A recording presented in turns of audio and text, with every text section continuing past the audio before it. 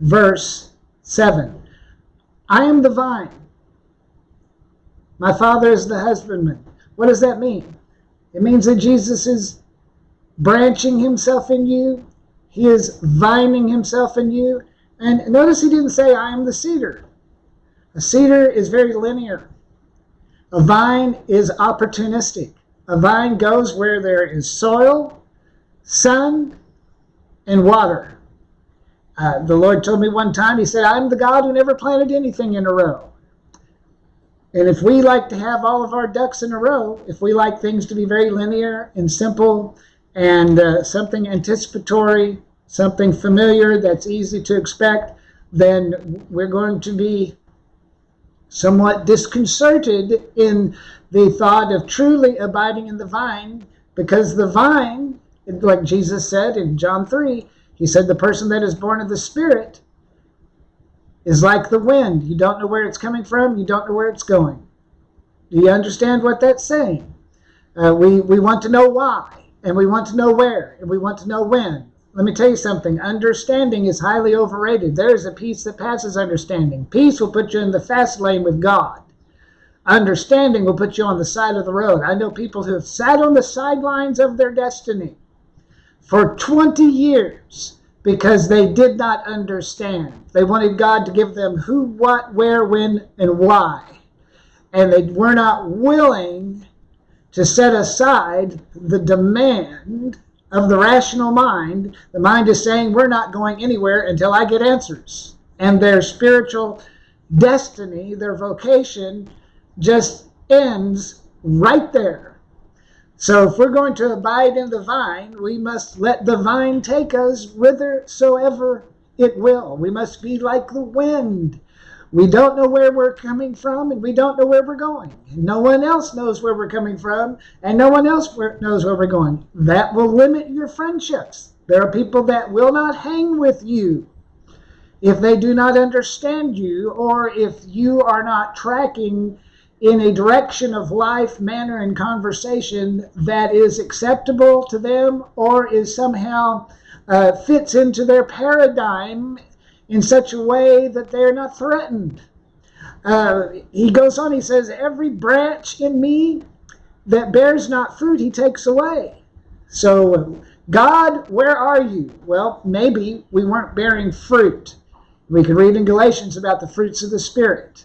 So maybe the problem was we're not bearing fruit. We've been taken away. And that'll give you a new spin on being taken away.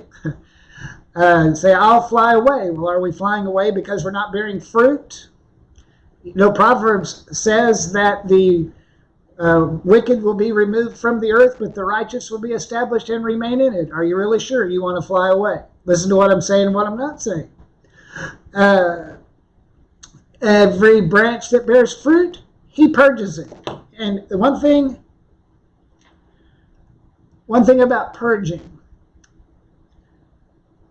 I had a prophetic word a long time ago about the Lord pruning my life. And the prophet said, one day you're going to look at the Lord and say, Lord, I think you cut too much.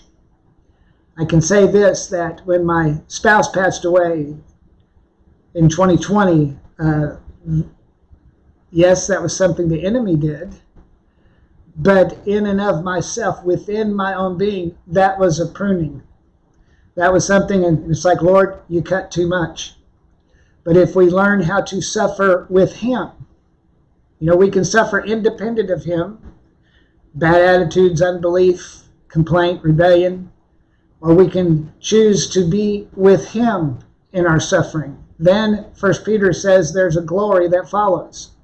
You know, suffering is ubiquitous to the human condition. The difference is if we suffer with him, the glory follows. And in the glory, God meets all of your needs according to his riches in glory. And so these are things for us to think about. Abide in me, as the branch cannot bear fruit of itself except it abide in the vine. No more can you except you abide in me. I am the vine, you are the branches. He that abides in me and I in him, the same brings forth much fruit, for without me you can do nothing. If a man does not, now listen to what it says. How do we know whether we're abiding in him or not? If a man abides not in me, he is cast forth as a branch and is withered, and men gather them, and they are cast into the fire and they are burned. And notice it doesn't say at the end of the age, the angels will gather you and you'll be cast into hell. That's not what it's saying.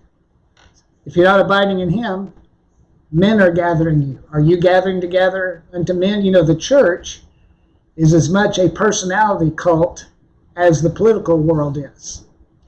In the political world, we have gone from being ideology driven to being personality driven. That really began with Ronald Reagan. And we could see that with Barack Obama, Bill Clinton, Donald Trump, larger than life personalities. And the realm of politics is very personality driven, and men are gathered, they're drawn toward these larger than life personalities.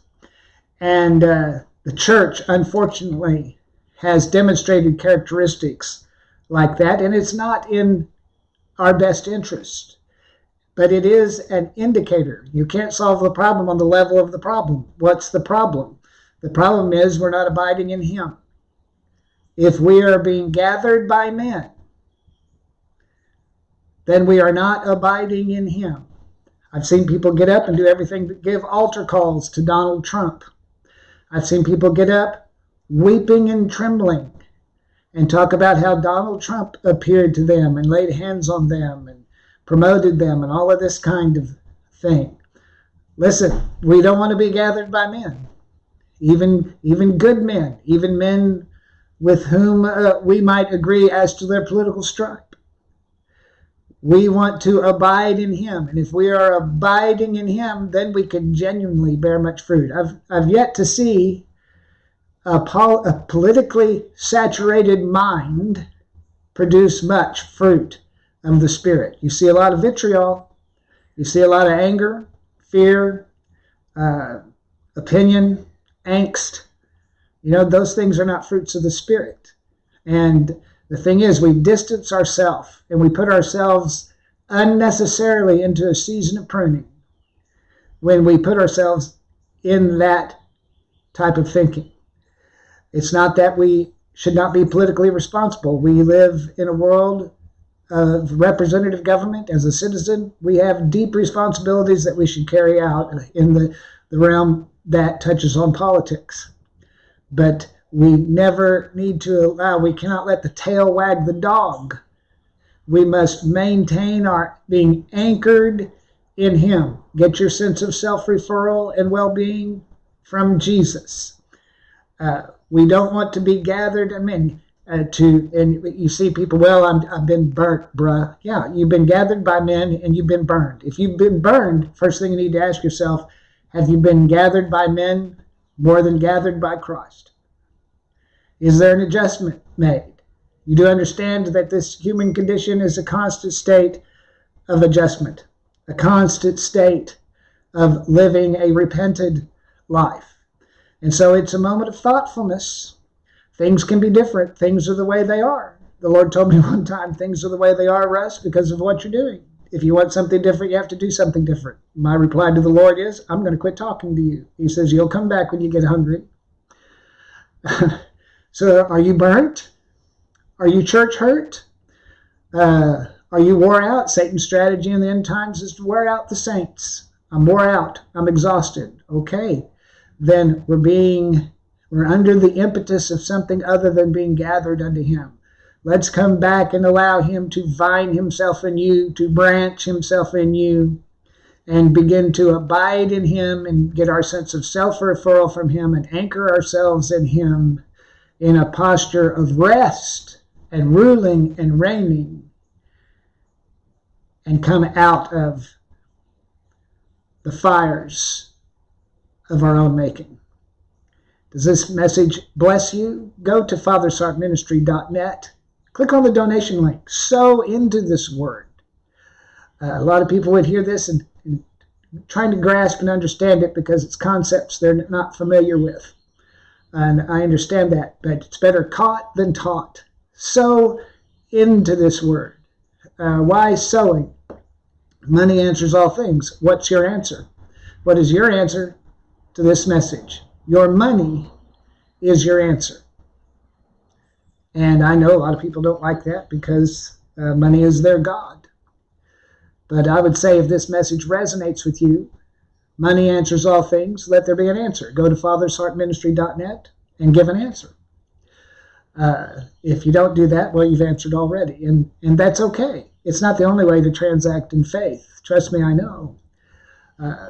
You can go to fathersheartministry.net, and you can also click on the subscription link to subscribe to the daily prophetic word. There's also a text to give link in the corner of your screen. I bless you in the name of the Lord. This is Father's Heart Ministry, and I'm Prophet Russ Walden.